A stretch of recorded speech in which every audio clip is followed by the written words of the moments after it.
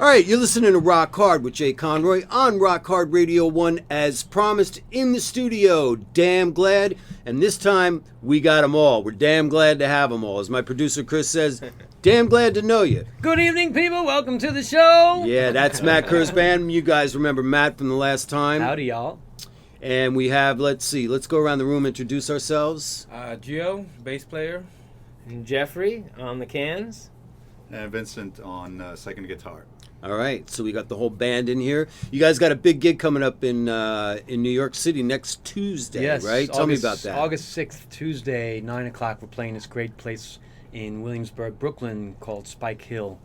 And it'll be an electric show. We usually like to tell our fans if it's electric acoustic because we try to be as versatile as possible. Some gigs electric, some gigs acoustic.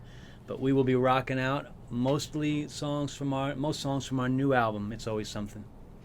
Okay. And are you guys playing alone that night? Is there another band there? Yeah, there's always other bands. I never know. I just try to focus on what we got to do, get in there, and promote 40, the hell out of 45 it. minutes, Yeah, so About 40, 45 minutes set? Probably, yeah. Yeah, and it's great because it's a free show, so the Spike Hill is always nice like that. Yeah. They always sit you up. It's got a nice little stage, good sound system, great place to be, and for bands, local bands from Brooklyn, it's just. And people stick around and hear other bands too. It's not just one crowd coming in, the other crowd leaves.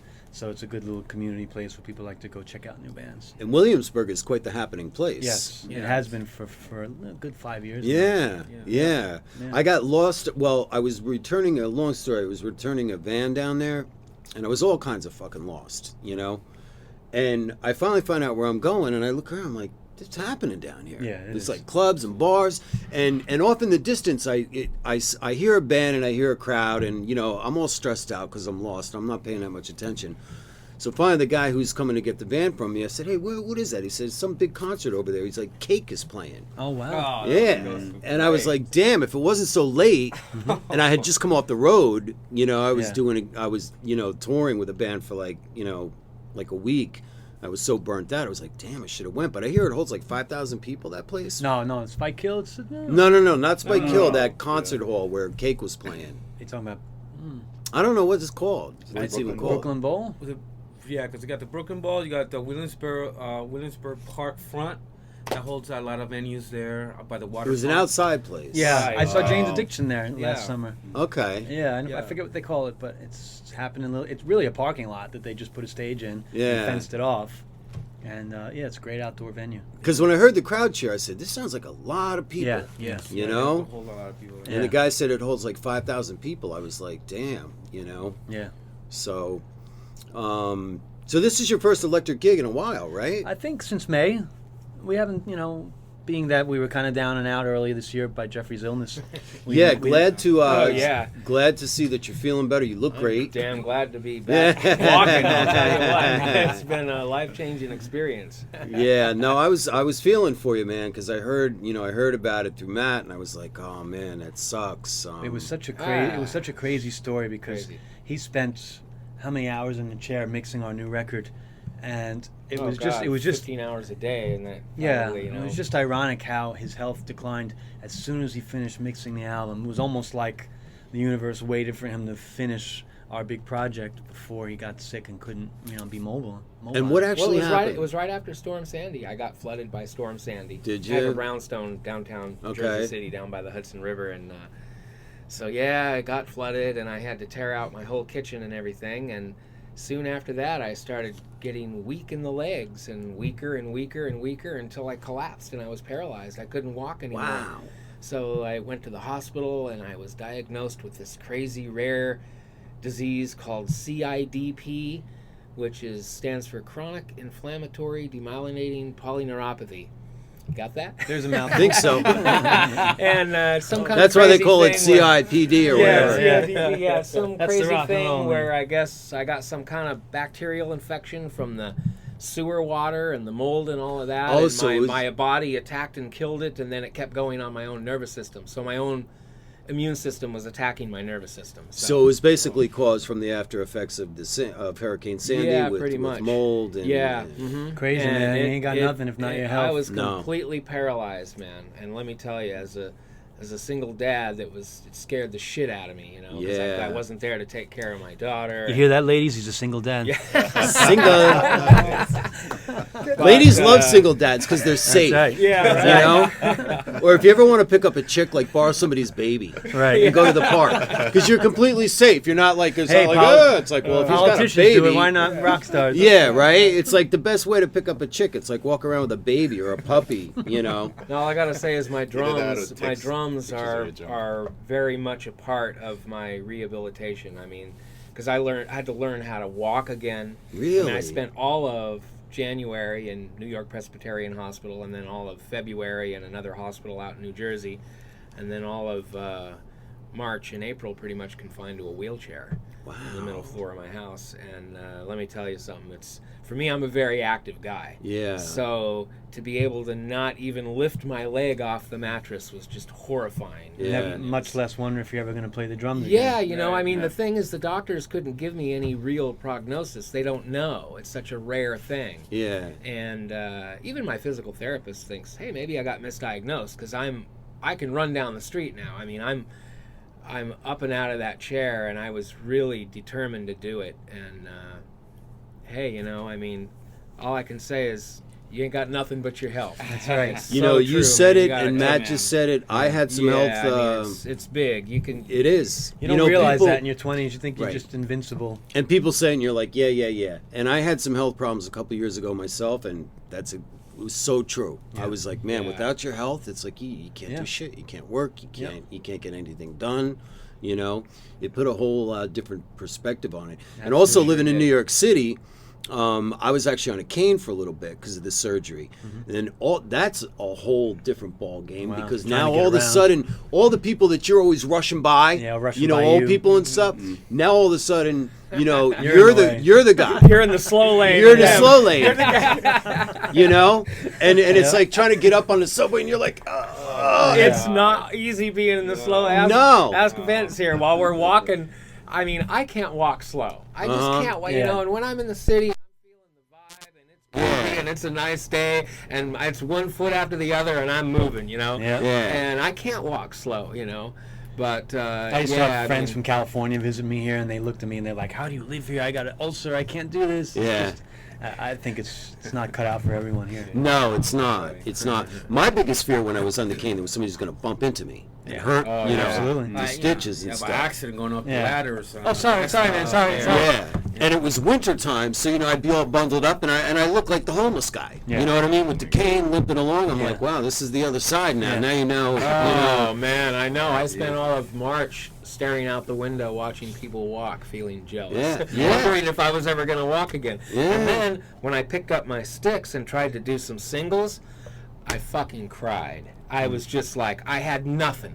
I had to completely learn how to walk and play. Well, you learned pretty all quick, over man, again. because it wasn't that long Well, ago, you know, right? thank God Yeah. for cell memory.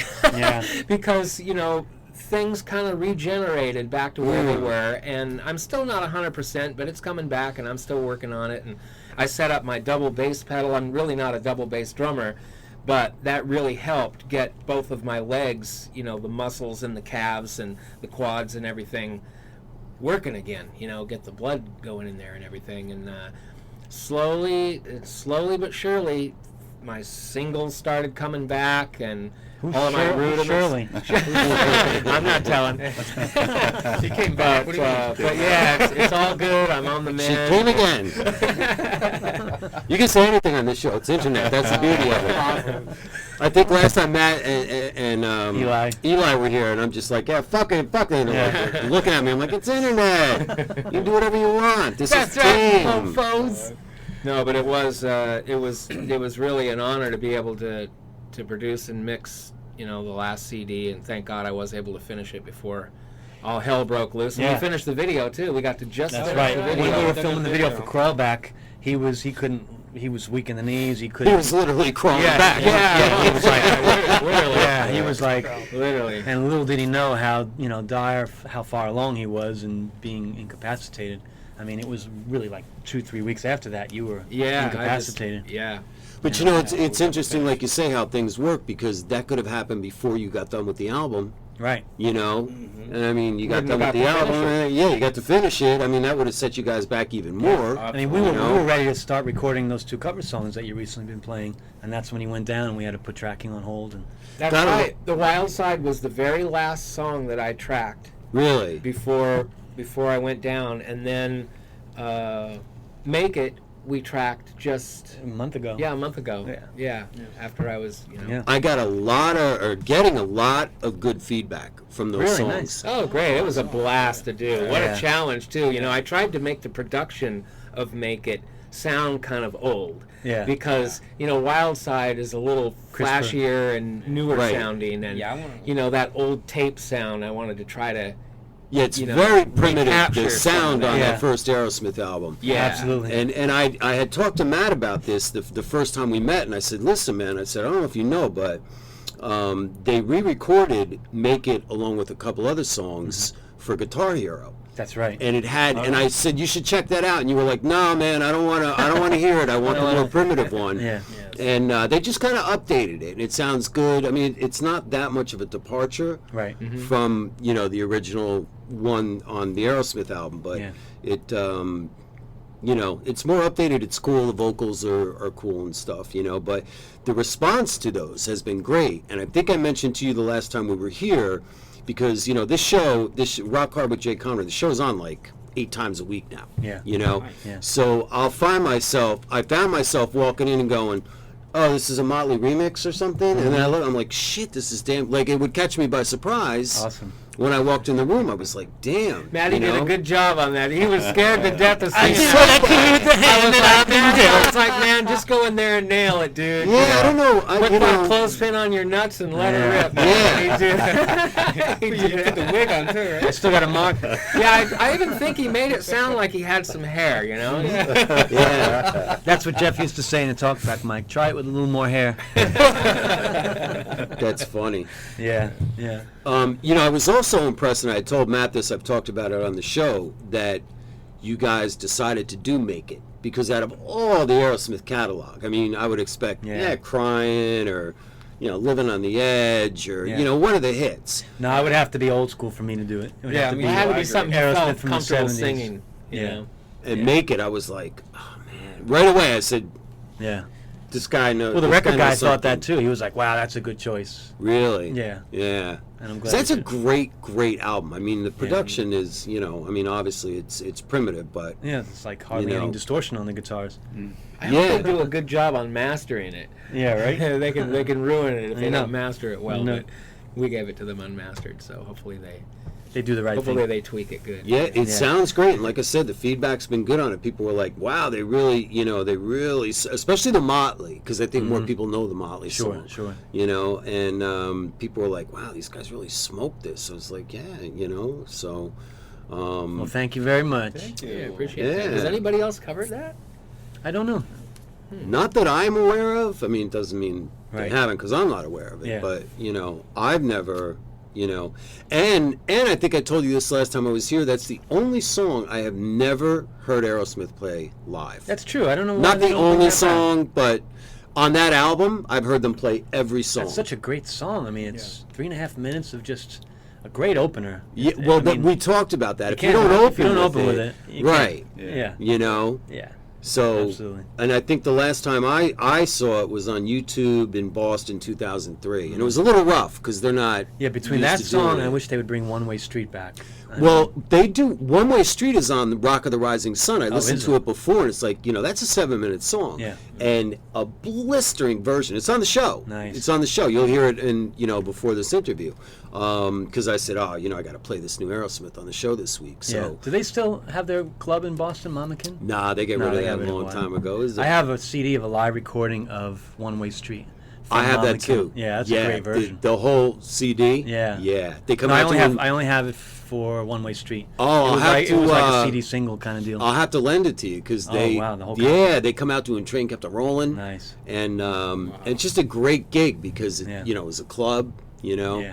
But it's pretty. The recording's pretty much off the board. Yeah. So it sounds somehow I stumbled onto that. I was like, this is good. You Yeah. know. But anyway, so let's talk about the history of the band. How did you first get together? When did you guys first get together? Tell me about that. Jeff and I, we're together since originally we started in an acoustic rock band, which was like a Days of the New kind of deal. And we had a production deal. We cut a record with a production deal. Some of the guys that used to own the record, run the old record plant, and they gave us a production deal. We recorded an album's worth of material. They shopped it around for us. And at that point, to hear this. yeah, I mean, some you guys I are. don't know why we got turned down by Armin Erdogan. Well, it's better to get turned down by them than That's right. not. Even. That's right. Hey, you never know. But from there, we branched off. I went and did my own thing when there was some things that weren't right with the production deal going one way or the other. And Jeff came back into the band in 2000, and he's been with me ever since. Yeah. And Vincent, come close, my friend. Vincent actually joined us originally in 2004. He was a different bass player at the time. Yeah. And we played around the circuit for a while. I think this was after our first album, and that came out. Yep. And so we were just playing local gigs, trying to do what we can to promote the record. And he stayed with us. I think you were with us a good year and a half, 2 years. 2 years. I And think. before he went off to do his own thing, he's got his own band. He plays in the Plush Interior. Okay. You can find them on Facebook. Where are you? Yeah, the Plush Interior. PlushInterior.com. You have a website? Oh no. So just still on Facebook? Okay. And So he's a SoundCloud. great guitar player, great feel. You do a lot of the. How would you explain your sound and how you play?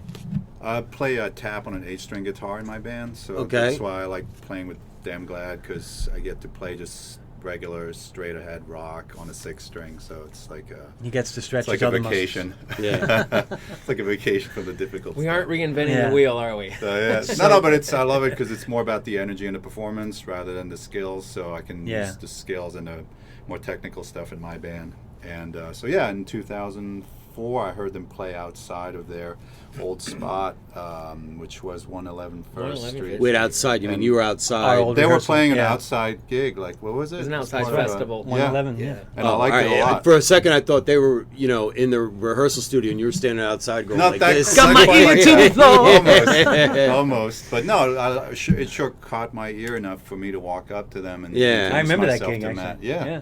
And I said, hey, I like your stuff. And I think we just left it at that. But you mentioned maybe looking for another guitar player. I was like, yeah, sure. And sure enough, it worked out really well. And then I just branched off. And then we probably just lost touch a little bit in the late 2000s. And then Matt got back in touch with me about 6 months ago and told me what happened to Jeff. And obviously deeply saddened by that, and but the light at the end of the tunnel was like, we're putting it back together as soon as his health recovers, and we want to take it easy and do acoustic. So I like that idea a lot, and because I already know that the electric Damn Glad, so doing the acoustic was definitely a very interesting variation. And so that's why I brought Eli in, the cello player. Oh, you brought Eli in? No, we. Okay. They did. I found him on Craigslist. But I mean, Is that where you found him? Yeah. The kid's good. Yeah. and I like that idea, like make it really fit the format rather than just go, well, here it is, we're just playing it acoustic, so it sounds Right. different, and it's really fun, and that's it. And the only this sort of side note I would add on a personal level is it's been a treat to watch Jeff get back into it, because I played with him. brother. Thank you. No, but seriously, I brother. played with him, when he was full health in 2004, 2005, and then we still bump into each other from the same neighborhood, but I had no idea how bad it was, and then just seeing him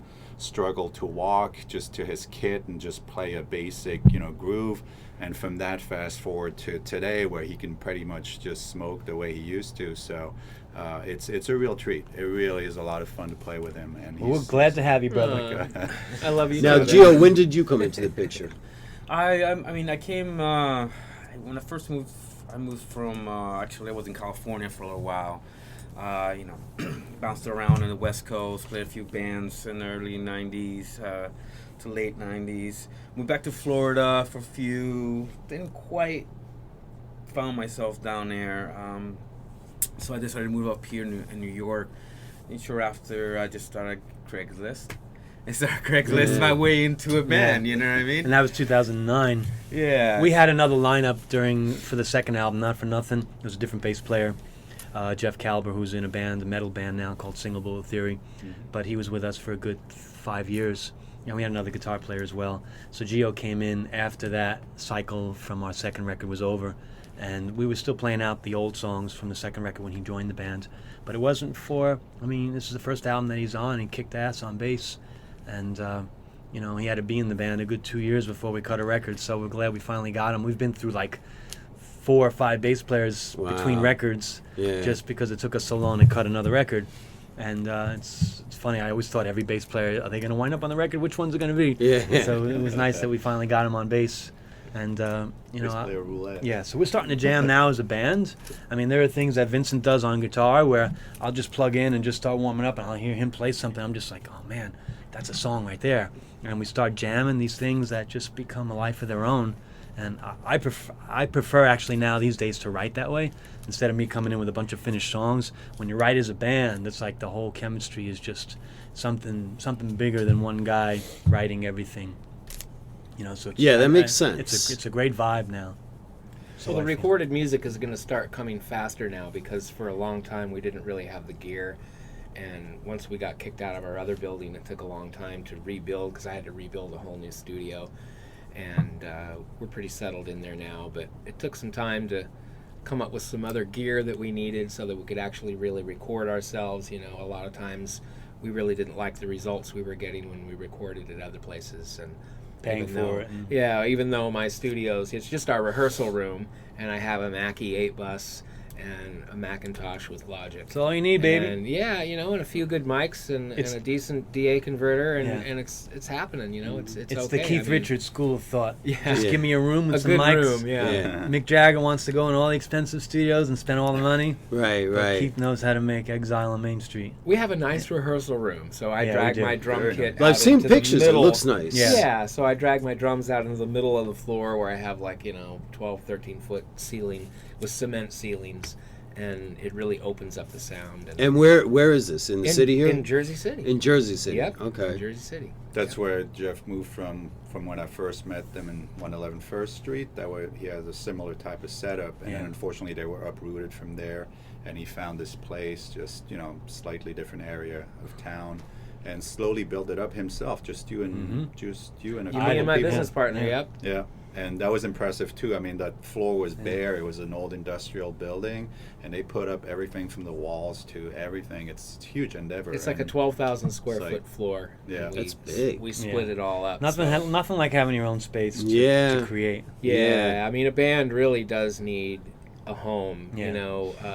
Bouncing around to all the rehearsal rooms. Yeah, I agree. Having the guy walk in and look at the Yeah. clock, time's up. You're just starting to get into a groove, and now it's time to go. And the equipment's always really fucked up, and the drums are always beat to shit. They never take care of the heads. Yeah. Right. You can never get your sound. blown. Yeah. Get at the Exactly. Yeah, so to be able to come into your own place where you have your own gear and your own sound, and be able to just press record and go and create and make music, and that's what we're really looking forward to now, is to be able to produce music quicker and not have it be so long. Yeah, and those magical jams that that just come out of nowhere, we can now capture. Yeah. And then we listen back. They always to say them. keep the tape button on. That's right. Yeah. Because you never know. Yeah. That's Definitely. right. You want to because you'll do something really cool, and then you'll go to try to recreate it, and you never capture the vibe the same. Right. Even though you're playing the same fucking thing, it just doesn't sound the same. Right. There was something in the air when you did it. So you want to capture that.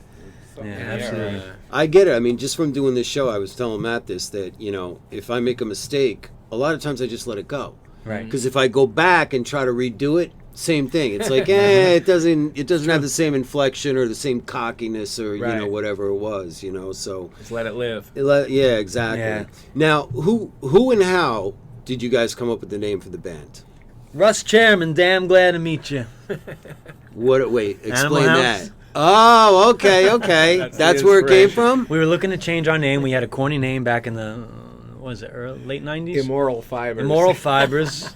We put out a couple of EPs, and it was so metal. Everybody thought we were a metal band. Yeah. Immoral Fibers. And Somebody I was wants Well, that to steal the name explains they why can. my producer is walking around all the time when I bring you guys up going, damn glad to meet you. Damn glad to meet you. Yeah, that's what it's from. I just thought he was, just Yeah. coming up with that, you Yeah. know, And we were looking for a new name, and I was like, we need something that's a little more fun, like the Red Hot Chili Peppers. Yeah. A little more sense of humor, not so serious.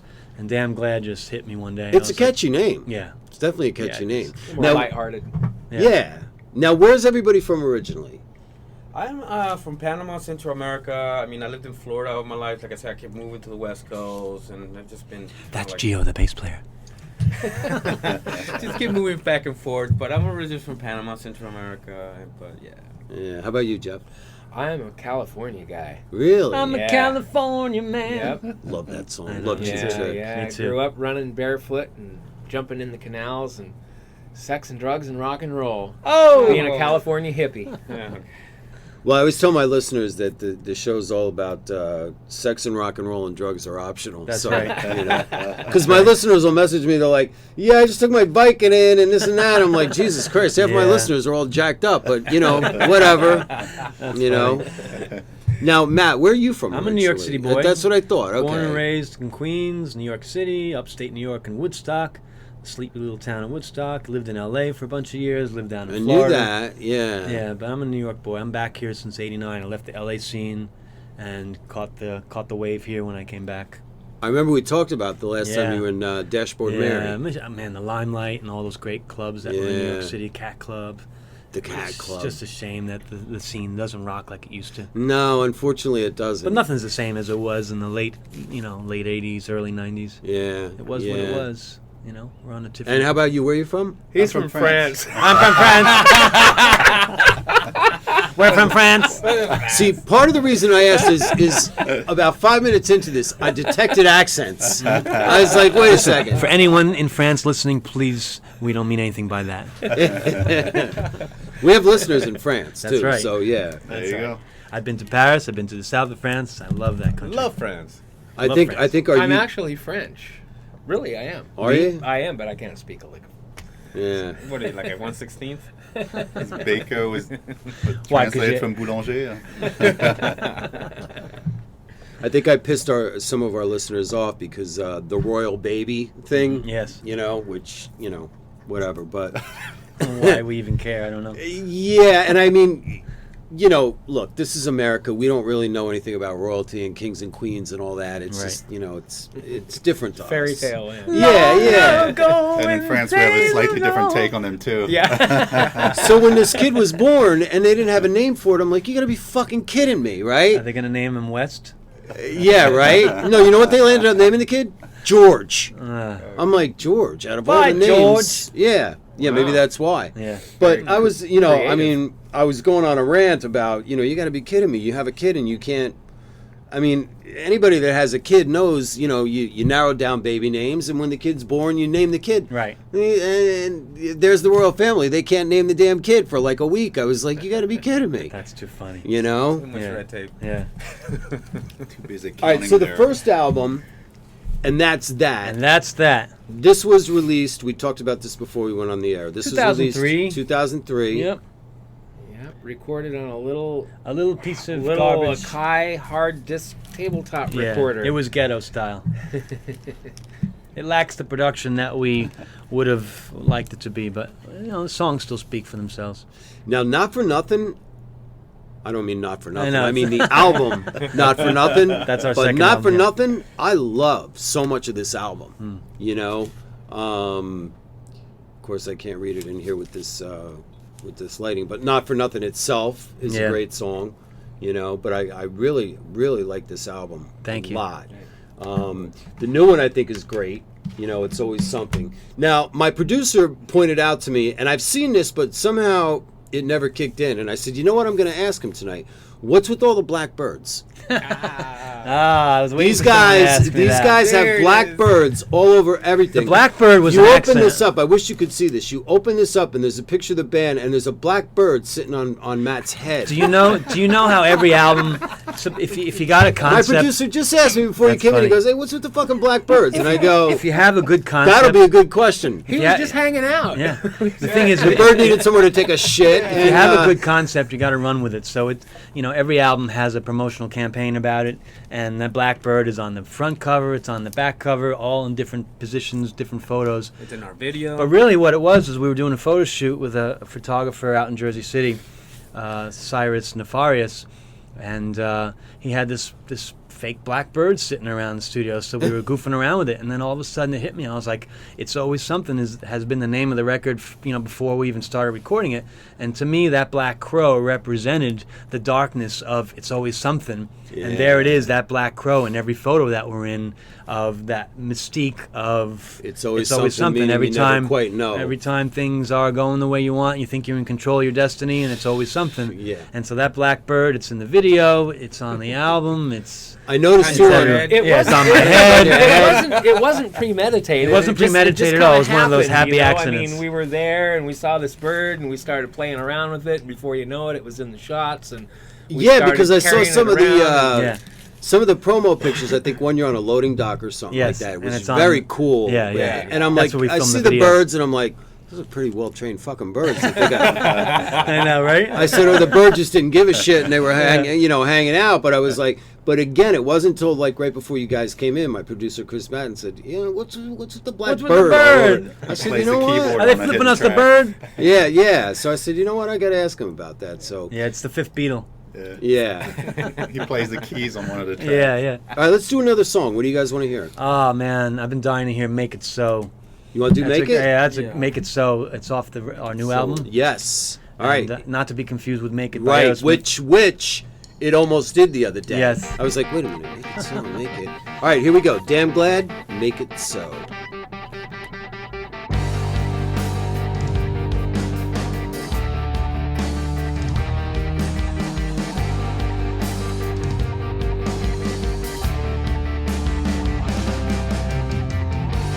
Many quiet, lonely nights,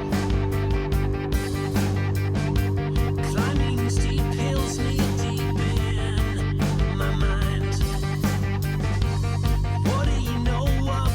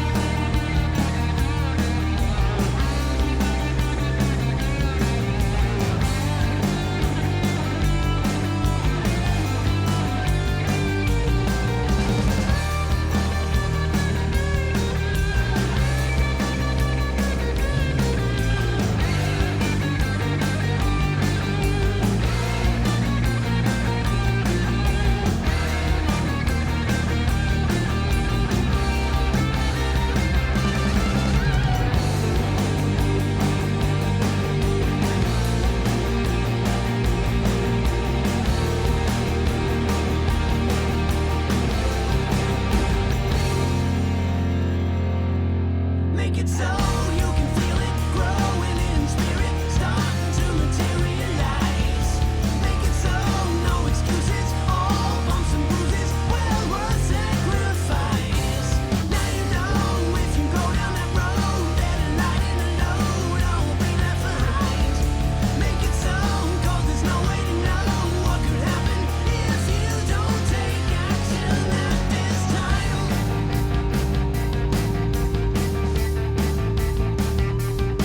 Make it so. It was a good time back in the late 90s. The red light district. All right, Make It So by Damn Glad. Now, during the song we were talking, I'm going to bring this up again.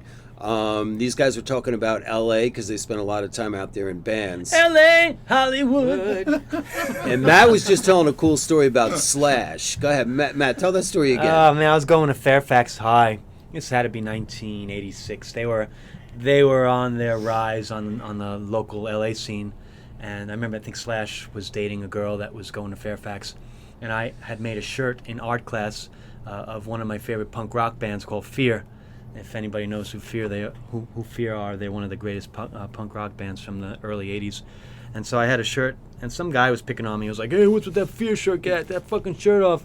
And Slash looked up from his paper, and he I looked- can't picture Slash sitting there reading a newspaper. Yeah, no, it was like one of the rock men. Oh, rock man. Get your information somewhere. Yeah. The financial. The LA Times, you know. Yeah, exactly. And he looked up and he was like, "Hey, man, Fear's one of the greatest punk rock bands. Leave him alone." The guy just kind of sauntered off. But I used to see them in the clubs, and I looked up at Slash. I was like, "Thanks, man. Thanks so much." He had the same look back then with the hair and Yeah. the glasses. Yeah. Yeah. Because we were talking about, well, we're not going to say because of where we are, but we were talking about somebody that has a hat holder, and that's what brought it up, is because I saw Slash in a building here in New York, and he was coming out of the studio, and he had a hat holder, and I'm like, Jesus Christ. You know you've made That's it. some gig. You've made it when you've got a hat holder. Yeah. Yeah. You can have a wig holder. Or Yeah. Right? You know, they come whipping out of the studio, and there's this guy carrying the hat. I was like, See, that's That's what I pretty good gig, man. You know, hat That holder. would be the day that I'd make the phone call. Mom, you're not gonna believe this. Yeah. I got a hat holder. Mom. You imagine the I've insurance made it. policy on that hat? Yeah, right. Well, he's probably got a million of them too. But we were talking about how he plays overseas a lot, and it's true. And They just appreciate more over there. yeah, and like he's crazy on Facebook. Like you see him all the time on Yeah. Facebook, and he's Yeah. always talking about the gigs, and you know, it's like, I mean, he does well here when he plays. Yeah. But I think he plays to a lot bigger crowds. Sure. Over there, which Absolutely. is cool.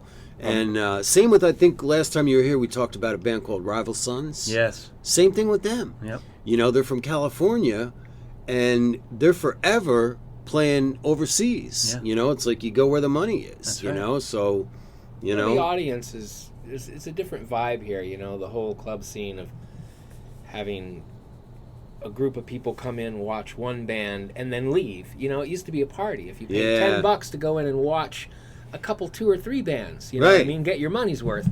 But now people come in and they watch one band and then they leave. What the fuck's up with that? Yeah, That's- I'm the kind of we guy I would gotta stay for the turn that party. around. Yeah. We gotta Yeah. turn that back around. You know? Well, do you think a lot of that's to do with you know the information age and people have no fucking attention span No attention whatsoever. span. I mean, it's like next. You know, Exactly. everybody's on to the next thing. You and know, also, I would say, being from Europe, what I know from the differences in audiences is in Europe, audiences are less fickle and less prone to just follow what's hip. Meaning, you know, if you're a good band and you're just good, they don't really care as much if you're hot or if you got the latest whatever. So, and that carries across. So, say Slash probably here would only do good if he was playing Guns N' Roses Right. material. Right. People would go, "Hey, I don't really care about your solo stuff." You know, I'm Where's Axel? Well, Yeah. yeah, I'm simplifying, but you know, Yeah, I whereas get what you're saying, In Europe, yeah. people would go, "Well, I want to know what you're doing today." You know, the Right. same way you're talking about the guy. Sorry, I forgot the name. The original singer from AC/DC. oh, you're right, You know, and he Dave said Evans. you're Yeah, interested in what he does today. Yeah. But that's not really what most people would do here. Whereas in Europe, it's like a lot of artists I like are still very active there and will never make it here because they're not cool or hip enough. interesting. And I love that because that gives you 2 playing fields. You know, Yeah. it's they're both fine. They'll both have their codes. But I like that a lot with Europe. You can do well there if you're just good. you know, and as long as you get a toehold and something like you said through the internet, whatever, Yeah. and you're smart enough then to tour the smaller places, you could do good. You know, it's like I love like Maceo Parker, for example. You know, that's a totally different genre, but he you know, he settled in Germany because he realized, hey, you know what, Europe is treating me great. So where Yeah. the fan base is. It's right. like, yeah, and Yeah. it's like, and that's just one example, but it's always, I always appreciated that. So Yeah, you know, and with me, with Slash, I'm not interested in hearing him play Guns N' Roses. Me neither. Mhm. Me neither. You know, I mean, I love the stuff he does with Miles Kennedy and the, Yeah. and the Conspirators or Yeah. whatever they're called, and you know, Slash's Snake Pit and all that kind of stuff. You know, I mean, I want to hear that. You know, Yeah. I'm not interested in hearing I'm not interested in hearing Guns N' Roses from Axl and his made up Oh, band I know. at this point. You know, It's and I'm sad. not trying to diss them, so don't fucking send me the hate Yeah, mail, all exactly. right? But you know, at this point, it's like It you ain't know, what it was. it ain't what it was. Let's you know? be real. No. You know, especially, you know, with all his, you know, shit of making people wait for 3 hours Yeah, and then still come out doing and the do same 2 thing. songs He and is. walk out and yeah. Yeah. They're forever canceling American Oh my tours. god! If you go on YouTube, I forgot what it's called, but there's such a funny clip of Axl doing an acoustic version of "Welcome to the Jungle" with the new band, and he looks so he doesn't look good. He looks old, and he goes to hit a note, and he hurt himself. He pulled something. Oh, no. And it was like it was so funny that I just haven't laughed that hard in so long. Yeah, you know, here he was years ago tearing it up when he used Yeah. to do that song, and now he was like singing it in this really fake falsetto that was just like there's no power left in his voice, and it was just kind of sad. It's amazing to me that people like still buy into it, especially know. overseas, I know. you know, but I know a lot of like younger people that are like they never got to see them, they never got to see the original band, so Yeah. they'll take whatever they can get. Right, exactly. Yeah. You know, if it's Guns N' Roses Yeah. and it's Axl and he's singing those songs, these Yep. people are going to go. Where with me, I'm like, I saw Guns N' Roses many a Yeah. times. When in I was their in the original clubs form. watching them at 14 years old, he used to rock the PA in any club that they played. It was like Janis Joplin all over again. It Wow. was amazing. That's crazy. Yeah, they were raw and dangerous. Who else was playing back in those days? Jet in Boy, Poison and Guns N' Roses hated each other on the scene. And actually, Yeah, Slash, I heard about Slash that. actually auditioned for Poison. It's Heard a about it's a that, well-known too. fact, but LA? Yeah. but he didn't get the gig, thankfully. But yeah, I mean that was a great scene back then. I mean, Yeah. the Troubadour, all those places. You know, Poison, Whiskey. love them or hate them, they were such a hard-working band Yeah. as far as promotion. Oh, I remember goes. going to see the major concerts at the arenas, and they would be in the parking lot Yes, handing out the they were flyers for famous their for gig that. at the club. Yeah, they they were were like if dedicated somebody boys. was playing at the LA Coliseum, they were Yeah. out there. And I went to school with the boys from Warrant. Oh, really? Yes, the original guys from Warren. A couple of them got canned, and then Janie Lane came in. He was in a band, some cheesy LA strip band. Right. But yeah, it was amazing going to school with those guys and then watching them get signed to Columbia and taking off from there. I was never a fan, however. But let me let that be. Yeah, I mean, they let me weren't let that hard be enough. known. I was never a fan. Right. he's doing the cover. Uncle Tom's Cabin. Was Yeah, good, that was Yeah, good. I- but, you know what's funny too is like before he died, you know, which was sad, but it's got to suck when you have that level of fame that's Yeah. so big, and then a year later, it's like nobody cares. Yeah. You know, and I remember seeing him in an interview, and he was clearly drunk, and he was just like, you know, 1 minute I'm this, and the next minute I'm doing, you know, cherry pie contests at car dealerships and shit, you know. And he hated the song. Oh my God, I know. You know, Yeah. the song that Yeah. made him a huge star. He hated Yeah, it. that's a curse. It's a curse. Yeah. You know? I mean, I'd like to think if that happened to me, I'd go, you know what? I don't give a fuck. Right. Cherry Pie made a gajillion dollars off it. Who gives a Absolutely. shit? Absolutely. You know what I mean? But to I'd- be known as a songwriter for that song, yeah, I can understand that from a Yeah. songwriter's point Right, of view. It's right. great. I wrote the the jingle to whatever that commercial was. Right. And that's what you're known for. Yeah. But some artists aren't meant to have longevity, I think. You just Most meant to be artists today. No, I mean that's what you're aiming for if you're serious about it. But some guys just stumble upon it. So let's say, I don't know if that's the truth, but you take that example, say Warrant. Maybe they just tried to have fun, and then they get one big hit.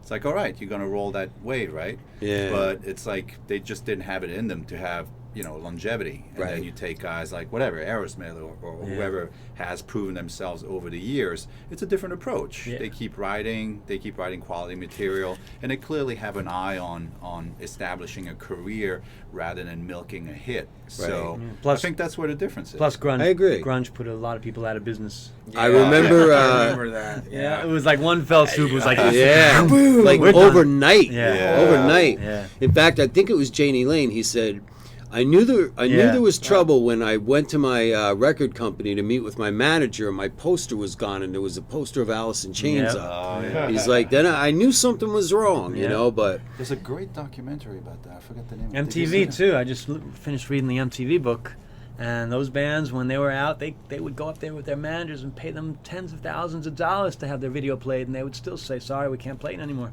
Wow. You know, and that's when Really? they knew it was over. It was like, we can't even get our video on MTV anymore. and I mean, love it or hate that stuff, it's gotta suck. Yeah, absolutely. You know, Yeah. it's gotta suck. It's like Yeah. you make it that big, and then the next day you're like, Well, that's the thing. When you're young, you think it's going to last forever. right. And the changing times, and you don't realize that one little shift, and that's why a band like the Eagles, man. No, that's, I mean, that's one of the greatest American rock bands. Yeah, Eagles, yeah. Aerosmith, Van Halen. I mean, who else we got from America? I mean, King's X. yeah. Damn glad. Damn Damn glad. glad. There you Damn go. There you go. Yeah, there's a lot of them. But, I mean, you guys know how hard it is to keep a band together. Absolutely. With personalities and Well, not just, only that, but I think there's less in it for everyone these days than there used to be. There used to be, a goal: get a record deal, get a great manager, get on the road, blah blah blah. But now everything's so undefined that you don't Yeah. really know what the goal and the mission is anymore. Except hopefully you love playing music together, and that's well enough to keep going and keep putting out great music. Because when I'm old and gray, I'll be able to sit back in my chair and put on all my records and go, nobody can take that from me. Right, right. We wrote these songs, we put these records out, and Absolutely. I think that's worth something. I used to hear people say all the time, it's like, oh, we'd be doing this even if we weren't famous. And you think, oh, you're full of shit. Right. But now I realized it's true. I mean, they would be, even if they were just playing bars, they Sure. would definitely go out there and do it, And I was always fond of those great stories where bands stuck to their guns because they loved doing it, and then everything else happened for them because they stuck to that gun Yeah. of doing what they love.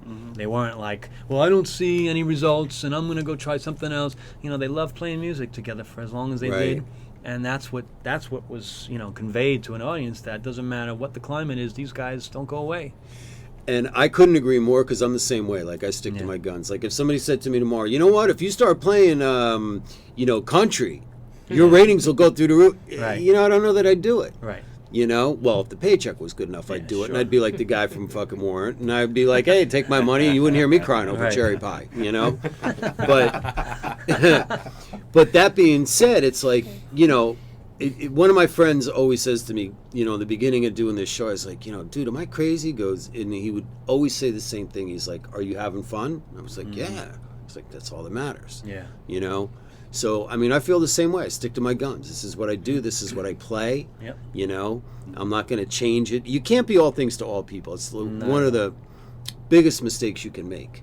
You try to be, make everybody happy. It's not going to work. Absolutely. Absolutely. Because even when you stick to your guns, somebody always thinks you suck. Exactly. You can play Madison Square Garden. 1,000 people are and 20,000 people, 1,000 people are gonna walk out there going, they suck. That's like the Kiss album cover for, what was it, Unmasked? Was it Unmasked? Where it was a cartoon, and it's Not sure. And it's set in Kiss. I bring you the loudest band in the world, Kiss. And then there was a little cartoon of a couple guys in the audience looking at each other, and they say, "I still think they suck." Yeah, yeah. Well, like I said, I've DJ'd for years, parties, weddings, shit like that. Yeah. And you could do like the greatest gig, and I'd be outside having a cigarette or something, or I'd be in the men's room taking a piss, and I'd hear somebody, "That fucking DJ sucks." And meanwhile, I was rocking the place. You know what I mean? The dance floor was full all night, and I'd be like, And it's like, don't you realize that I am that guy? Right. It's like they never even look at you, but I can't tell you how many times that's happened. That's funny. And it's like, hilarious. whatever. Can't Can't please everybody. please all No, the you people can't all the please them time. all. That's So, right. And last night, all those people were at my show. yeah, That's Mitch yeah. Hedberg. That's right. Rest in peace. So is there touring plans after this gig? We would love to tour. We're kind of weekend warriors at this point. Yeah. Being that it's hard to tour these days. Yeah, it is. When you're trying to pay the bills, and we're kind of a tri-state touring band, which isn't a bad thing. There's plenty of places for us to play in a 200-mile radius. Yeah. So we're working on some of those close to home kind of gigs. If we can hop on tour with someone for a short tour, the Northeast or wherever, we're definitely down. But, Yeah, which again, is a I great think- way to get exposure. Yeah, and I think we're a little honest with ourselves. We don't mind looking in the mirror and saying, you know what, we're kind of past the point of sleeping in a van, Yeah. living on a futon, 5 people in a hotel room, and Right. if it's not done right, it's not worth it in our Right. eyes. But doing some spot shows, opening up for some nationals, absolutely. And it is a lot of work to tour like that. Yeah, Because and I've done and you it. come home, broke. It's you don't make money on the road. No. I have friends in the industry that always say, "Get on the road, tour," and it's like, well, it's easy for you to say, and people think that industry folks, view that as the ultimate credibility. Oh, they're on the road working it hard, but at the same time, there's no record deals to be had for the most part anyway. Yeah. And it's like if you can break yourself, regionally first, that's what you're supposed to do. You're supposed Yeah, to because break back in the yourself. day, I mean, as you guys know, man, I mean, in the 70s especially, it was album tour, Exactly. album tour. You look at like, you take a band like Aerosmith or Kiss or Queen, they did albums every year. Absolutely. Every year. Yeah. Aerosmith, Crazy. it was like 72, 73, 74, 75, right up to 79. And you had to adhere to the record company's quarter. Oh, yeah. You had to get a new record They out. wanted that quarter product. number 1, quarter number 4. Yeah. And doesn't matter that you got writer's block. You got to come out with something. Yeah. And I'm glad that business model is kind of dead. I mean, it's great to put out music, as much as possible, but at the same time, if it's not quality, just to meet a corporation's deadline is ridiculous. And it burns out a lot of bands, Absolutely. too. Yeah. Because, you're constantly working Sure. and it just, I Absolutely. mean, I know I've read stories where bands are like, they're practically recording and touring at the same time. They're on the road, and then it's like they Yeah. have a day off. It's like, well, you got to fly back to New York and do some more tracks, and then you got to be in Detroit 2 days later for a gig. So The creativity is not the same when you're forced to Yeah. pick out product. Produce. yeah. Yeah. But I mean, there's no. There's no record business, so to speak, today. know, And it's especially sad. kids are all about one song. Yep. They can't be bothered by. I think we were talking about the fact we were. that there has to be a vested interest. I know when I spend $12 on a CD or a download, I want to hear what I got for my money. Right. But a lot of these kids, they just go on one of these downloading, file sharing sites, and they'll just grab a bunch of songs, throw it on their iPod on their way to work, and just put it on shuffle. Yeah. And there's no investment of money for them to really value what it is that they're. My listening kids to. are like that, and my kids were raised better. Yeah. You know what I mean? But still, Yeah. I mean, they understand music and they understand good music, but at the same time, that's exactly what they do. Yeah. They becomes- go on there and It becomes background music too. I mean, when's the last time you just sat at home, put your CD on or LP or whatever, and just sat and listened to it, and not did anything else, not read the Yeah. paper, Right. not be on your computer, and because even I catch myself doing that a lot. Music is you have it on your commute, you have it at home while you're working on the computer, whatever. Right. But I still try to take the time to sit in in my living room and listen to a CD top to bottom. Yeah. And hopefully there are still artists that put the effort in making a great record from top to bottom. It's not just Yeah. the one hit with the filler. So like when you were talking, all that popped into my head was like, and what Maddie said, you want your money's worth. I'm thinking of Tool, for example. They take a sweet time between records. It takes them years, but the product, from the packaging to the quality of the songs is there. So that's one of the rare examples where they put the effort in, so the fans still follow. Right. But unfortunately, there's very few bands that still do that. So Yeah. it's Yeah, I'm a production nut too. I love listening on headphones to every little intricacy Yeah. of the production, almost like a movie director would really care about every shot in his film. Absolutely. Yeah. And I don't think a lot of people value music to that degree where they really listen to every little nuance that's going on in that recording. And To I me, it's agree a on the it's a same way. I lost like art. to put the album on and listen to it. Yeah. Suck it all in from yourself in that start to place. finish and Yeah. just Yeah. kick back and do it. So But everything's cyclical, though. Everything comes back around. You'll see in another 10 years, the music business will be back again. I hope so. Yeah, Because I mean, who do you think, as far as rock bands? I talk about this with my friends all the time. 5 years from now, 10 years from now, even. Aerosmith will be gone. Van Halen will be gone. Rolling Stones will sure be gone. They'll sure be gone. Yeah. On a sidebar, they just did those Hyde Park concerts last year, or last week, I should say, and they, which I didn't even know, they released it on iTunes. I saw that. Yeah, I saw that. Yeah. That's the thing now. Quick releases. Yeah, it's the way to do it. Hit it while it's hot. Yeah. But I mean, I would hope that it does come back like that. But I mean, who do you think is going to be around and playing? Who's going to be able to fill the Garden in 5 years, 10 years? Wow. Zombie Aerosmith. It'll be the new generation, I The guess. zombie It'll outbreak. All the bands will still be around. Be all tribute hard bands. to say. Tribute bands. That's Brains. I'll go past like some of these clubs like Terminal 5 down the street here, and like some of these. I saw a band there called Silver Sun Pickups. Oh yeah, they're great. Yeah, great. Right? Their last Great album was band. great. And It's got a little Smashing Pumpkins vibe to them. yeah, and a I great went venue, there. Yeah. It's a great venue, and they packed the place, and they were rocking the place. Yeah, they got a bunch of albums out. Then there's another band. I think this is the name of the band. Maybe you guys will know. The Starting Point. Never heard of them. I don't know. A guy I know knows one of them, and they had sold out like 2 nights at Webster Hall, but it was their like final, their final gigs because they couldn't make any money. And I was like, how do you sell out 2 nights, in New York, but you got to call it a day?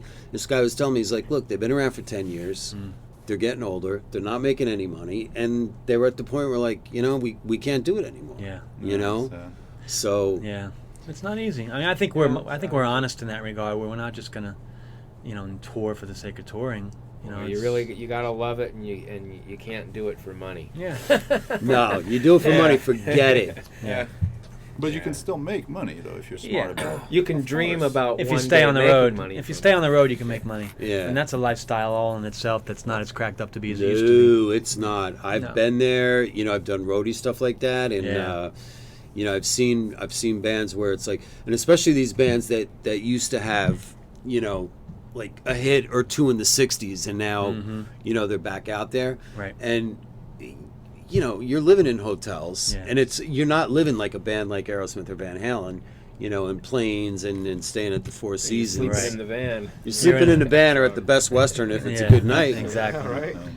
And it's not easy. It But burns think you about the out. logistics of it. You're spending all that time for 40 minutes to an hour of bliss, Yeah, and the rest of the 23 hours. which you've heard for years from anybody and everybody. Yeah. That couple hours we're on stage is great, and the rest of it sucks, Yeah. and it's true. Yeah, absolutely. It really is So true. that's what you get paid for the rest of the time. That's Yeah. a nice problem to have. Yeah. It's Yeah. just like sex, You do all the courting and going to dinner Right. and drinks, and then you have that great sex, and in 20 minutes Yeah. it's all over. Well, I've always Well, said speak that. for yourself, buddy.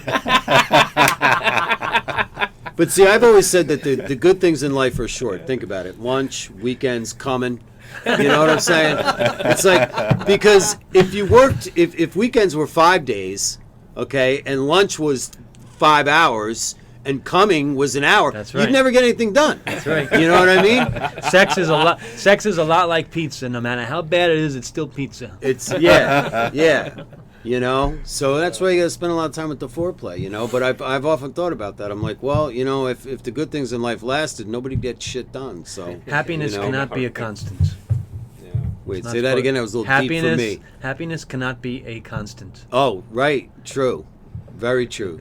But You gotta we go around in our day always trying to be happy. Enjoy being miserable on a couple of days of the week.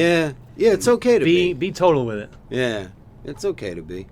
All right, let's do another song. What do you want to do? Let's do. I know I played this for you acoustically by myself last time, but it didn't really do it as much justice as the recording.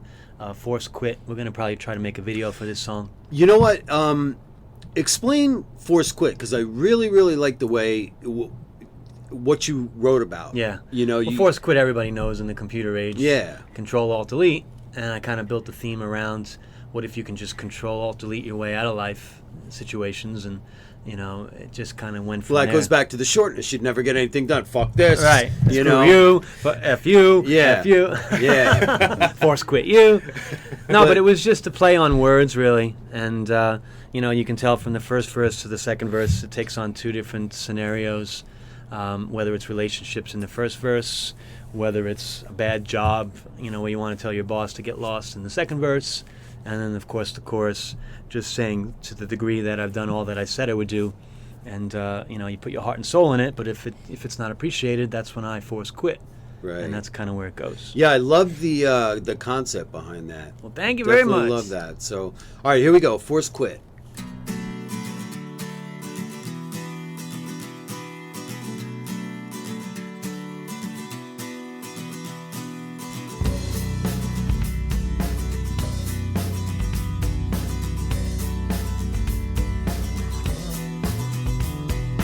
I walk alone until someone can make me feel at home. So, way it goes. Another disappointment, truth be told. I can't stop the pain. Soothing souls that just want to complain all day. Tomorrow night, when you get the chance, try not to always be right. 'Cause I've done all that I've said I would do. I put my heart and soul in it. And if it's not appreciated, that's when I force quit. That's when I force quit. Hi, how's it going? We really like the work that you are doing. Hey, by the way, we're gonna go with your idea if that's okay. Here, just sign your name. If you don't, they're gonna take it anyway. It's alright. It's not for me. But if I ever see you on the street, 'cause I've done all that I've said I would do. I put my heart and soul in it. And if it's not appreciated, that's when I force quit.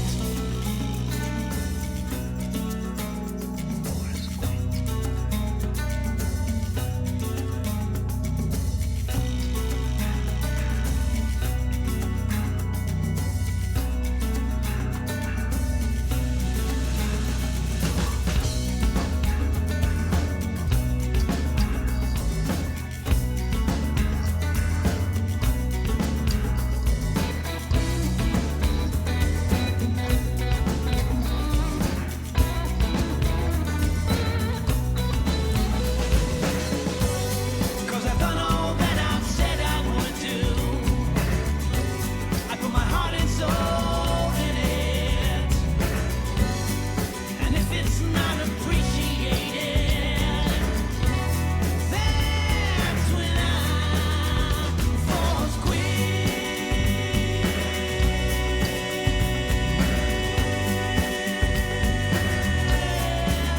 That's when I force quit.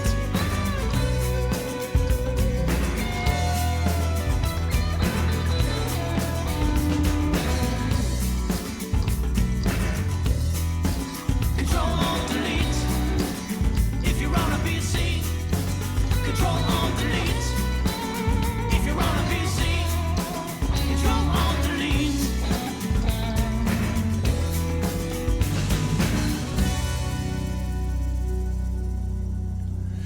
Good stuff, man. One of the things I love about this band, and we talked about this before, Matt, when you were here, it's all about the song.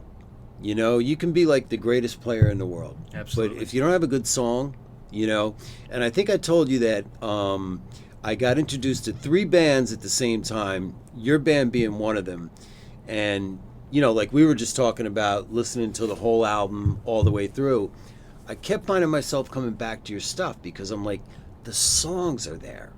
They're good songs. That makes my heart smile. Yeah, well, it's true, because I'm all about a good song. Me too. At the end of the day, it's about a good song. I don't care if a guy's like this brilliant, guitar player that's, Right. playing all these great scales and leads and all that sort of thing. I like the songs. What am I here for then? Well, you still need that in the band, I'm just kidding. But it's all about the songs, man. You got Song good is songs, and they're from Song you is can- king. Yeah, definitely. All right, so tell us about the gig again. Let's promote that gig again. Tuesday, August 6th at 9 o'clock, Spike Hill in Williamsburg, Brooklyn. Be there. It will be a good time. Yeah, we're breaking out some tunes off our new album that we've kind of put on hold since we've been doing acoustic songs. So, you guys if out there in the world that like acoustic rock, come see us at one of our acoustic gigs, but come see us rock electrically as well. It's a totally different set. So give me a couple songs that are going to be on the set list next week. We're going to do the Aerosmith song. Make I It. was wondering. All right, cool. First time we're playing it live, Yeah, actually. our first time. Yeah, we're going to throw it out there. It's Always Something, the title track off our new Love album. that song. Make it so. What we just listened to, the song Yeah. before. Force Quit. We're going to put on hold because that's a great acoustic song, even though we have played electrically. And we'll do other songs like What's Wrong with That, which is the third song off the record, and Please Louise. Please Louise is a great song. Oh, thank you. So many good We haven't songs. busted that out. You know what's funny In a is that while, I could hear Steven singing that one. Really? You know what Yeah. I mean? Yeah. Well, that was I my mean, you could inspiration really- for writing that song. I mean, Really? that riff is very Aerosmithy. Yeah. Interesting. Yeah. To me, it's got a mix of Aerosmith meets Van Halen. And Not For Nothing I Love. Yeah, that's the and, second record. One Good Reason, another big. I just love that song. Thank you, man. It's funny, if you come see us acoustically, One Good Reason, we play it totally different than we do electrically. Really. Yeah. It's got a Still cool drives, vibe. though. Yeah, it does. I really like it. It's got more of a percussive acoustic guitar vibe. Yeah, and again, I found myself coming back, to the songs going, I remember I was telling my girlfriend, I was like, I said, because, she was aware of the bands that we had just gotten turned on to that wanted to get played. And we were like, I said, I keep coming back to Damn Glad. I'm like, the songs are really good, really good. We're debuting the last song on the record for the first time. We haven't played it out before. It's called Loser Machine. Mm-hmm. And we're going to debut that next Tuesday as well. Really? Never played it before? Great rock song. Yeah, we finally got it in the set. All right, So, cool. when you got 3 records out, you can kind of move your catalog around. And, Yeah, which is movies, good. Make your shows different every Yeah. month or so. Keep people coming back.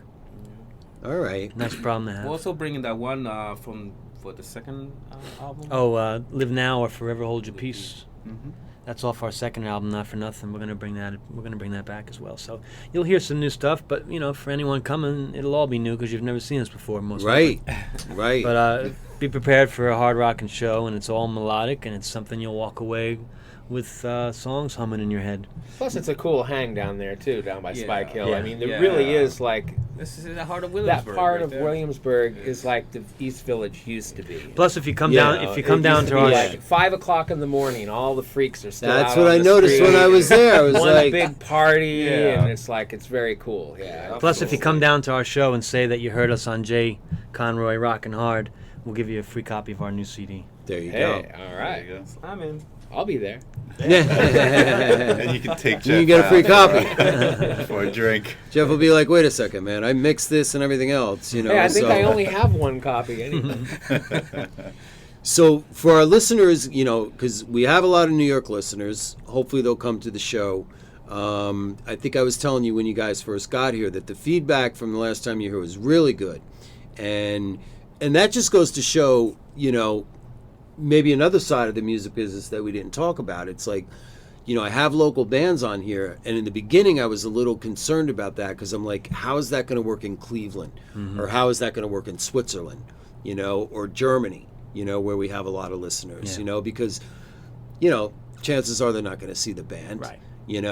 But they can go hear to the the music, Yeah. and that's what I discovered. It's Buy like, our record, man! Yeah, we'll promote it. To your website Damnglad.com. and on Facebook. We're on iTunes. You can buy all 3 of our records on iTunes. If you like physical CDs and you want them in your library, you can buy our CDs at cdbaby.com, or you can just buy them through our website, whatever. We're out there.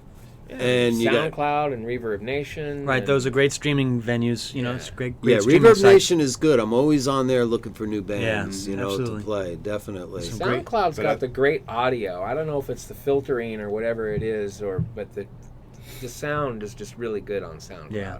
All right. But that's what you Sounds the closest to the truth, I think. what you were talking about earlier, Jay, is it still works to have people across the country or across other continents, because if provided you're set up for that. So say, you know, damn glad. I know Matt puts a lot of effort into the online aspect of it. Right. You have a good website, have things up, the So songs, it's the accessible videos. to people no matter Yeah, where they 'cause are. ultimately, you know, I think I don't know. I know for me, for my band, but maybe I'm pretty sure Matt for yours too is a lot of the bands today. You have to be a live band first and foremost. Yeah. You have to prove yourself on stage, but having an online presence is key. Oh, yeah. So it's like at least you get half the ball rolling here, and it's fantastic to be on your show. It's a real pleasure. Yes, thank you because- for having us. You're welcome. It's, Thank you for doing it. Yeah. And it's because of things like that that you can reach out to people that maybe you'll never meet, but hey, maybe they'll dig your music. Right. And when you eventually can make it to them, of course you're going to play there. But at the very least, they can go, hey man, I like this stuff, and they can start following you. Like I do that too. I listen to bands that I might not see, but at least I'm aware of them. And so if you, as long as you put enough effort into also being present online, I think it works out. Isn't that amazing, though? Because think about the old bands that we all grew up loving, how they would kill for this technology back then. Right. To be able to be global Right. in the matter of minutes. Yep.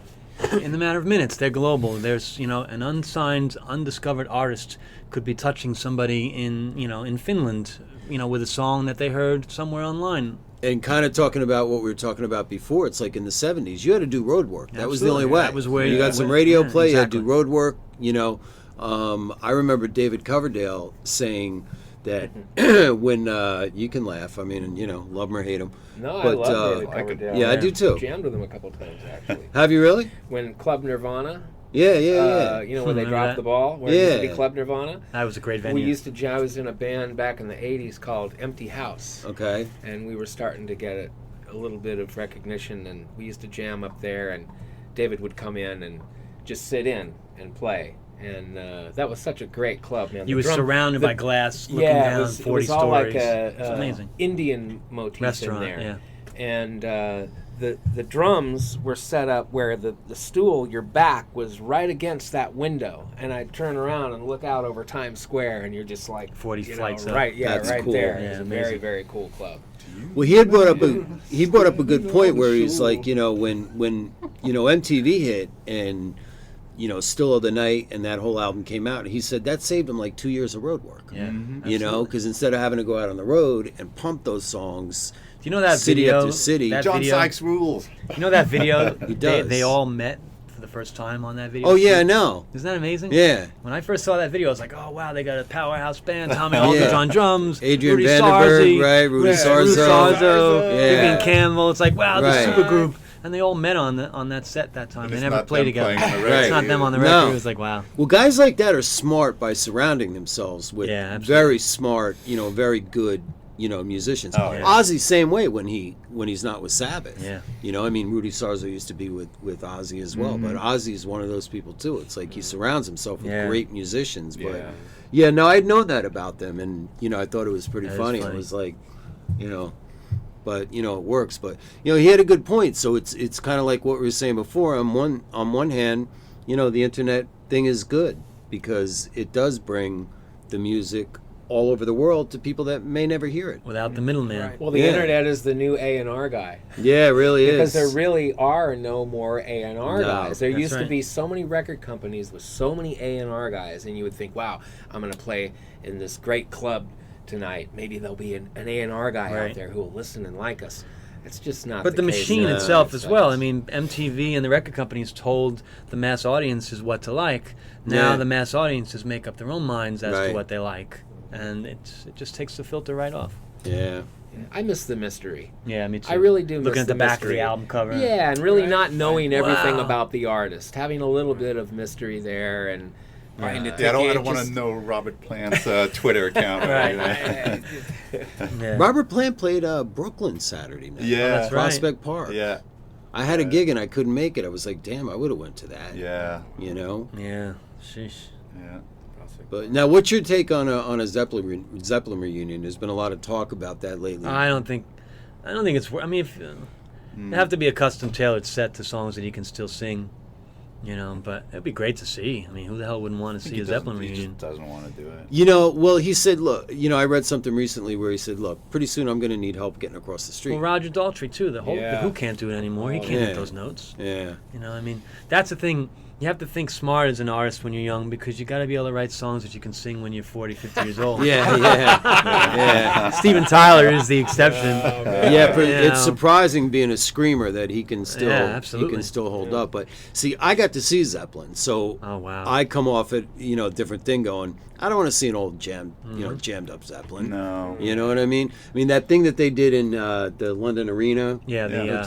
that was a smoking Good, show. smoking. Yeah. You know, That's really, as good really as it's good. gonna get. Yeah. Yeah. You know, Yeah. but for them I to agree. try to pull that off night after I night, agree. you know. And it's still not the real Led Zeppelin. Nobody because, wants- you know, yeah. John Bonham's gone. Yeah. So that's like, I think you and Maddie were talking about that. He played us last week's show about bands that are still, full original lineup today. Mm-hmm. And that's a good example. You'll never get that magic because one of the key members is gone. Right. So Right. it's like you can have a great, it's not a knock against the Son. You know, he does his job really well. Yeah. So, but Jason's actually it's, he's gotten Yeah. good. yeah, Yeah. but it's still Black not Country the Communion original Records? band. So I would go because I didn't see love them, that. That's on the show this week the too. originals. Now I hear they're splitting up. Yeah, they're though. done already. Right. They're It done. sucks, Which one? man. Black Country Communion? Oh yeah, Great. They're on trio. the show this week. Nice. What song did I play by them? I can't First think two of it. albums are great. Yeah. I wasn't crazy about the third album.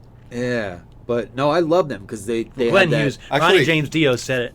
You know that Glenn Hughes was his favorite singer. Yeah. and because that's he's- one of those rare guys that could still have Still the hit it. range and still. I mean, what is he, it's 60? like he's 58? 65 Something or like 70, that. isn't he? No, I think he's 58. Yeah. Glenn Hughes can Oh. still hit those notes. He's way older. He probably says he's But I like 58. that they have the '70s vibe, but at the same Yes. time, it sounds Oh, it's good. modern. Yeah. You know, Yeah. but yeah, no, they're on the show tonight. I played them in the first hour. I think Nice. like a couple songs before you guys came in. Nice. Good You stuff. know, Yeah. so So we're also Good doing an stuff. acoustic show September 5th at Otto's Shrunken Head in New York City. We'll have Eli on cello with us.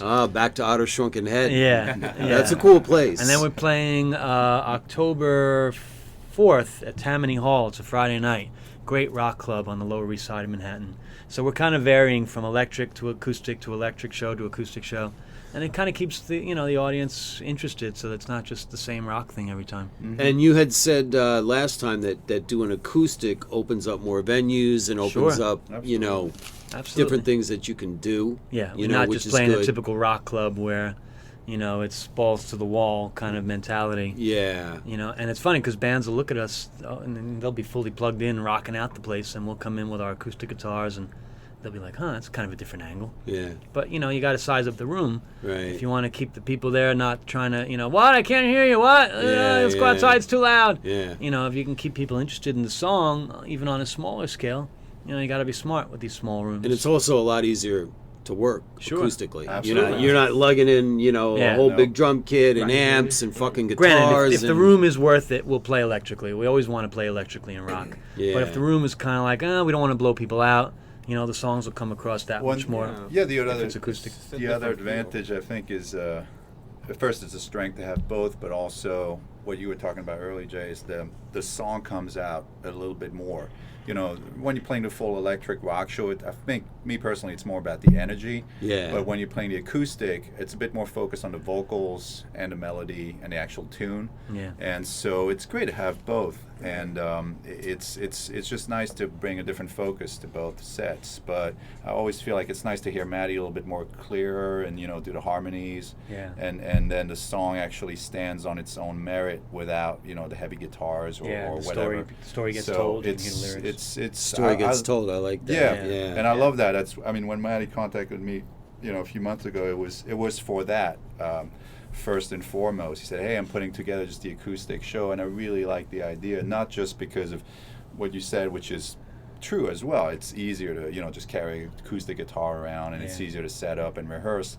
But at the end of the day, you're like, the song kind of breathe is a little, It's a breathe different little more. feel. You So- project a different Well, you vibe, play- yeah. a different feel. It's kind of like an unplug unity. It's different from the higher energy show. Yeah. You bring it down a little bit, and the song becomes fuller and bigger. Even Yeah. with acoustics, But it's you a total different take, different feel. And you play for and the sing set. it differently too. It's not Yeah. the same.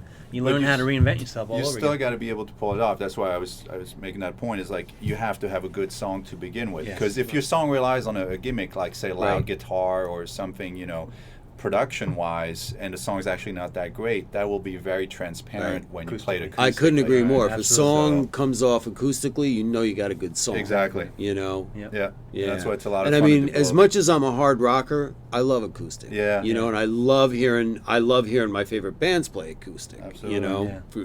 And mainly for that reason, because again, it's like you said, if it holds up acoustically, you got a good song on your hands. Absolutely, So.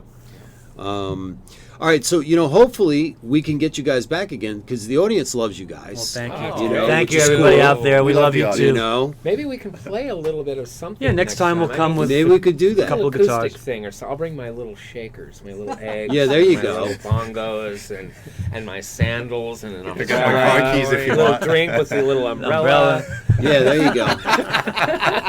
Or Give me some my house keys here. You can take all that. yeah, or some sugar packets. Yeah, there you Do you go. know? Do you know when Aerosmith was doing Sweet Emotion, he's actually using Oh, sugar packets? no way. In there. On the That's record, the you mean? shaker? Yeah. Yeah, on the record, I read Really? that. Yeah. Yeah, I did read that. Yeah. Oh, that's so Wow, they Yeah. must have had a good mic for that. And well, the shit that they used Jack to go Douglas. through, Jack Douglas, man. Props to Jack Douglas. Oh yeah, He's got his star on the Hollywood Walk of Fame now. he deserves it, man. absolutely. Jack's, Jack, he's a hell of a producer.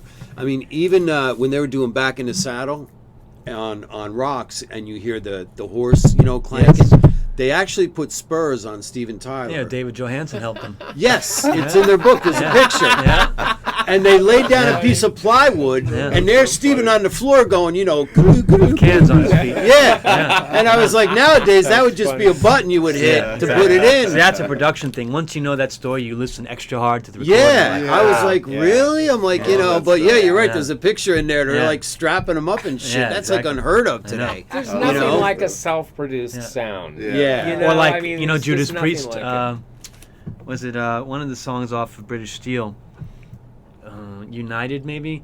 With the heavy marching sound. Uh-huh. That Yeah, was that. United. They had a tray of silverware, and all they did was shake it up and down. They had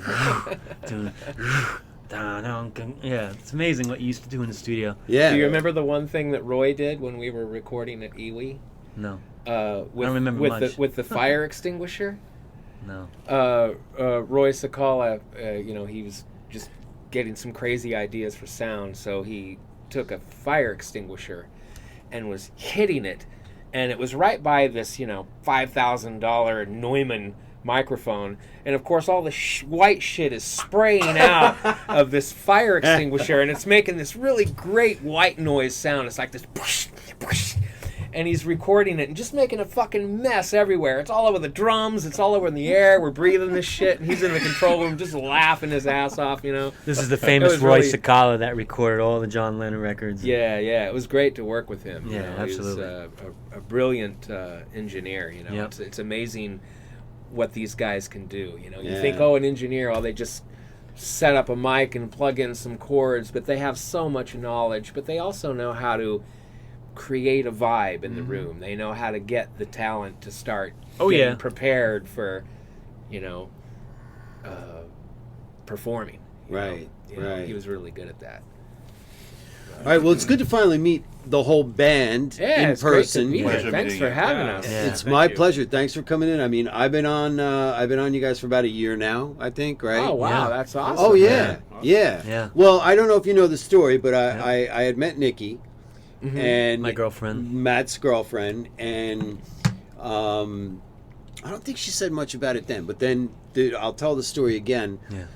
The two of you were walking the dog down the street. Yeah. And we got chit-chatting, and you were like, yeah, I got a band, and you were very, like, low-key about it, and you gave me your card, and I checked it out, and I was like, it's a fucking good band, and this guy can sing, and the songs are good. And then I saw Nikki again, and I was like, Nikki, I said, yeah, the guy's acting like, he's just got some like little thing going on. I'm like, this is really, really good, and that's when I started listening off of I guess Facebook or wherever. I Yes. started listening to the tunes from there, and then you were sending me tunes, so yeah, I've been listening to you guys for like a good year. Cool, Definitely. man. So Much thank you. appreciated. all right, so once again, damn glad everybody. Amen. Buy them, listen to them, dig them, because they get forced down your throat on this fucking show anyway. Tuesday, August 6th, Spike Hill, 9 o'clock. They get played all the time, and you're in rotation on our. thank you so you're in much. rotation. On our, because we're 24/7. Nice. So we got to fill 24/7, Yep. and we got you guys in there. Oh, you know what I meant to tell you? Some breaking news here. Surprise! You've seen our website, and we have a breaking bands segment. Uh-huh. Or page, I should say. We within the next week, you guys are going to be the breaking band Oh, nice. Nice. Wow, that's Yeah. Awesome, man. Yeah, because we thank started it Awesome. off. I think I told you about this band we found, real hard band, kind of like a Metallica sounding band called Blackbone. They're from the Netherlands. Now we're getting bombarded from the Netherlands. Like Oh, every wow. goddamn band in the Netherlands is sending us music. Wow. And so we're like, we're thinking about doing a Netherlands night, to keep everybody happy. Oh, that's cool. Because some of it's not really, like, Rock Hard with Jay Conroy is going to stay rock hard. Right. Rock Hard Radio 1, the station, I can deviate a little more. I got some breathing room. I can do things there that I would not do on my show. Sure. So, and some of these bands, they're really, really good, but they're just not hard enough for the show. So, my producer, Chris, and I, we were going back and forth. We're like, what are we going to do? All these bands are coming after us. Play me. They're good, and I tell someone, like, look, it's not that we think you suck. You just don't fit the format, and if you're in the business, you're used to rejection and you're used to those kinds of things. And if you're not, then You got to go where you fit. right, Yeah. So I was like, you know what, Chris, why don't we just do a Netherlands night, and we can play. And then we got a couple bands from like Germany and Poland and stuff like that. So we may be doing like an international night to, Cool. Man, to that's great. keep We love everybody happy. American women. Yeah, So no, I mean, I want to Do a keep French everybody night. happy and play, and it's Come here. because Chris was like, Drink the some Netherlands. wine. I go, dude, let's be big in the Netherlands. Who Right. gives a shit? You know what I mean? A country's a country. We That's could be right. like the biggest, internet rock radio station in the Netherlands. That's right. So Exactly. we'll see what happens. So, That's awesome. We're huge in once Switzerland. again, Well, you're coming. Yeah. You're coming from the best city in the world. That's right. Well, you know what? This is the way to Yeah. keep in touch with where it's happening, man. and not to sound cocky, but they know that. I mean, if I was in Yeah. like fucking Ohio somewhere, be like, yeah, but they want to get heard in New York. Yeah. Absolutely. And what they don't realize is like, yeah, we're based in New York, but we have listeners all over the place. Like I have friends of mine and shit that want me to promote stuff, local stuff, and I'm like, look, it's not going to do you any good. Right. I mean, somebody in Switzerland is not going to come to your fundraiser. I'd be happy to promote it, but it's not going to help you. They're going to be like, who gives a shit? A fundraiser in New Jersey. I'm not going there. Right. So, all right. So we will see you guys next Tuesday, and definitely hope to get you back on the show when you Yep. guys have gigs coming up. Absolutely. And let's go out with another song. Never say never. Never say never. It is. Everybody, you've been listening to Rock Hard with Jay Conroy on rockhardradio1.com. Thank you very, very much for listening. As always, I am extremely grateful. Make sure you check out the website. Make sure you check out Damn Glad. They're going to be, as I just said, our breaking band. And I think that's it. Thank you, take everyone. Yeah. Yeah. Thank you all for listening. All right. Good night, everybody. Peace we'll out. talk to you soon. Rock hard. TP up. Rock hard.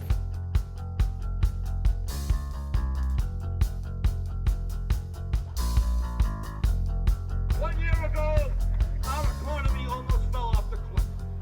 And then they reached into our pockets as taxpayers, and every banker got their money back.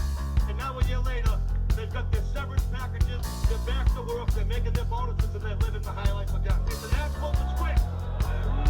It's an absolute disgrace.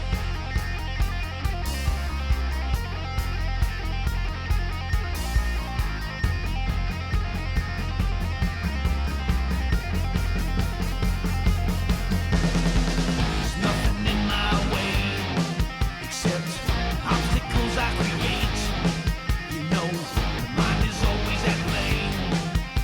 long.